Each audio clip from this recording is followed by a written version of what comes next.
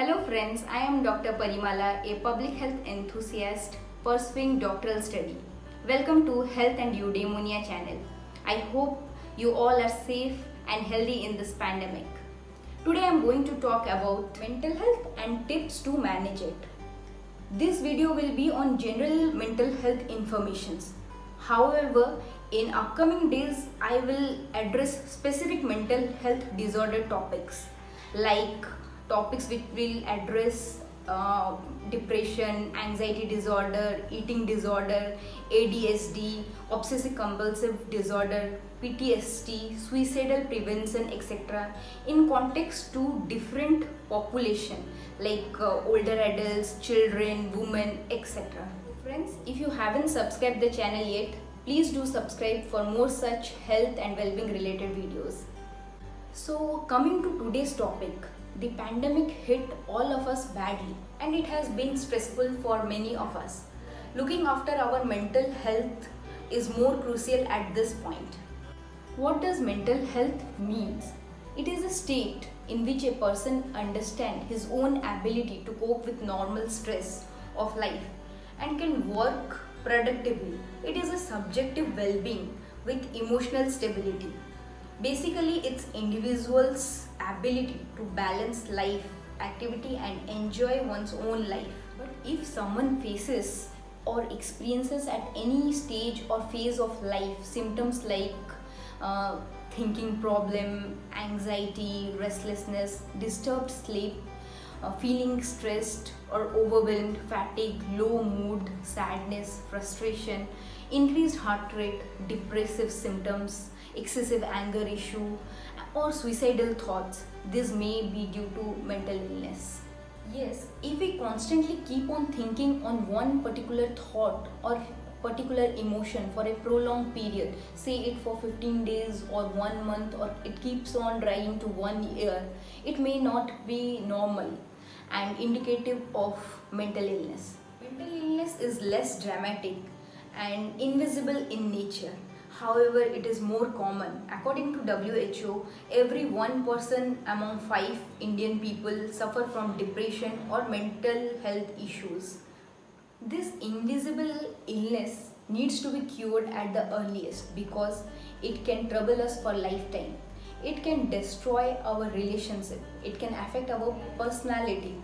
It can greatly affect our emotion. It can affect our thought process and the way we interact with community and people around us. To understand the graveness of the situation, worldwide around 90% of suicide occurs due to mental illness. There is nothing to be ashamed of mental illness. It can hit any one of us at any stage of life. Even the brightest of people have faced and suffered mental illness and successfully overcome it. Mental illness is equally important as physical health. However, one can overcome mental illness with the help of will, determination and appropriate therapy. Why one suffers from mental illness? Some of the major reasons of mental illness are biological causes like gene, brain chemistry. Some of other causes are life experiences like some traumatic experiences. Then family history may contribute. Then head and brain injury. Some substance abuse or addiction may cause mental illness, and some serious type of health problem may lead to mental illness. If we want to classify mental illness, we can classify it into 3 levels. In level 1, most of the people alone with some type of knowledge about mental health can pull themselves out of such situation. In level 2, with the help of friends, family, spouse, they can improve their condition. And in case of level 3, this is a major level where along with the help of kith and kins, family support, one needs doctors and therapists help to get out of their mental health situation. But in level 1, if one consults a doctor or therapist and takes suggestion, it becomes very easy for him. And also in this stage, one can do few things at home to change lifestyle and manage stress to improve their mental health conditions. Mental health can be better with these few small changes in their life. First of all, you can start your day well.